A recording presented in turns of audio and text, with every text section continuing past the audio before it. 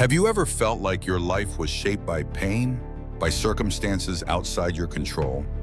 Like the very name you've been given is a reminder of suffering?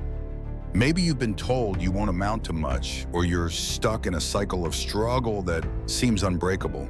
What if I told you that a man in the Bible, barely mentioned in just a few lines, broke out of that very cycle, not through might, not through money, not even through influence, but through a simple, bold, and heartfelt prayer? This is the story of Jabez, a man who dared to ask God for more. Who was Jabez? In 1 Chronicles 4:9-10, nestled quietly within a long genealogy, a list of names many of us skip over, is a story so powerful that it has transformed lives across generations. Jabez was more honorable than his brothers. His mother had named him Jabez, saying, "I gave birth to him in pain." Jabez cried out to the God of Israel, saying, "Oh, that you would bless me indeed and enlarge my territory.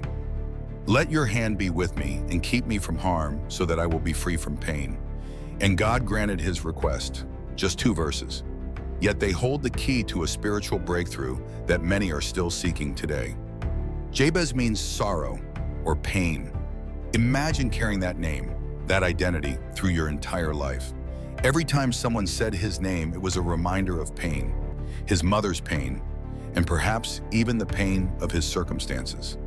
But instead of accepting this identity, Jabez did something extraordinary. He went to God. Why? He had to pray. Jabez had to pray because his identity was rooted in pain. He didn't choose his name. He didn't choose his beginning. And maybe that's where you find yourself right now. You didn't choose the family you were born into, the brokenness you inherited, or the trauma that shaped your worldview. Like Jabez, you feel boxed in by limitations placed on you by others, or even by yourself. But Jabez understood a truth many overlook. Your beginning does not have to dictate your end. He recognized that he was not bound by the meaning of his name. He believed that a life marked by sorrow could be turned around through divine intervention. And so he cried out, not to fate, not to people, but to the God of Israel. What he prayed for his prayer was simple, yet profound. "Oh, that you would bless me indeed." This was not a selfish cry for wealth or fame. This was a plea for divine favor, for the kind of blessing that only God could provide. When Jabez asked for a blessing, he was saying, "God, I want your best for my life. Not what the world offers, not what people think I deserve, but what you have destined for me, and enlarge my territory." Here, Jabez was asking for influence, for impact, for expansion, not just in physical land, but in his capacity to do more, to reach more, to become more. He wanted to be used by God beyond his current limitations. "Let your hand be with me." Jabez knew that blessings and expansion mean nothing without God's presence. He didn't just want success, he wanted going in every step of his journey. He asked for guidance, for strength, for divine companionship. "And keep me from harm so that I will be free from pain." This part is deeply personal. It circles back to his name, pain. He was asking God to rewrite his identity, to protect him from the very thing that defined his past. This prayer wasn't long, it wasn't filled with fancy words, but it was sincere, it was bold, it was faith-filled, and most importantly, it was heard. Who needs such prayers? Who needs to pray like Jabez? The answer is everyone who's ever felt limited by life. If you've been told you're not good enough, pray like Jabez. If your past keeps haunting your present, pray like Jabez. If your dreams feel too big and your resources too small, pray like Jabez. If you're seeking purpose but drowning in confusion, pray like Jabez. If you're desperate for change but don't know where to begin, start here. Whether you're a student unsure of your future, a parent overwhelmed by responsibility, a worker stuck in a dead-end job, or someone simply longing for something more, this prayer is for you. The result of praying like Jabez, and God granted his request. There is perhaps no more powerful conclusion to this story. No long explanation, no conditions, just God granted his request. Why? Because Jabez asked in faith, because he dared to believe that the God who created him could also recreate his destiny. God didn't just answer the prayer, He endorsed the heart behind it.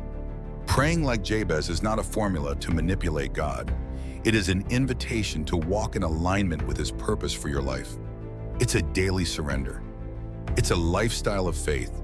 And when you pray like Jabez, expect things to shift. Expect doors to open that once were closed. Expect peace where there was once anxiety. Expect healing in places long broken. Expect influence, growth, and grace.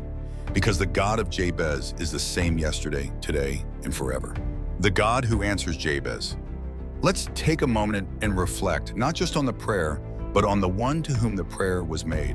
The God of Israel, the God of Abraham, Isaac, and Jacob, is the same God who heard the silent cry of a man named Jabez. This God is not deaf to your pain. He is not distant from your struggle. He is near. He is listening, and He is able. In Psalm 34:18, we are reminded, "The Lord is close to the brokenhearted and saves those who are crushed in spirit." This is the God of Jabez, the God who turns mourning into dancing, brings beauty out of ashes, lifts the humble and exalts the lowly, redeems names, stories, and destinies. He is the same God you can call on today. Making the prayer personal. You might be wondering, how do I begin? How do I make this prayer my own? Start with honesty. Come as you are. Speak from your heart. You don't need perfect words, just a willing spirit. Here's a simple way to begin. God, I don't have it all together. I've carried pain, shame, fear, and limitations. But today I ask you, bless me indeed. Expand my capacity. Be with me. Guide me. Protect me. Free me from pain, and lead me into purpose. In Jesus' name, amen. It starts there, then walk in faith. Believe that the same God who answered Jabez is working behind the scenes in your life, even now. Final words. You are not your past. You are not your pain. You are not the names others have called you or even the names you've called yourself. You are who God says you are. You are blessed. You are chosen. You are loved. You are called. Like Jabez, you can live a life of honor despite what was spoken over you. Like Jabez, you can break generational patterns. Like Jabez, you can experience divine enlargement. Like Jabez, you can live under the covering of God's hand. It starts with one prayer, one cry from the heart. So today, no matter where you are or what you're facing, cry out to God. Pray like Jabez and watch what God will do. If you have been blessed by this message, help us get the message out. Drop a comment, like, share, and subscribe to the channel.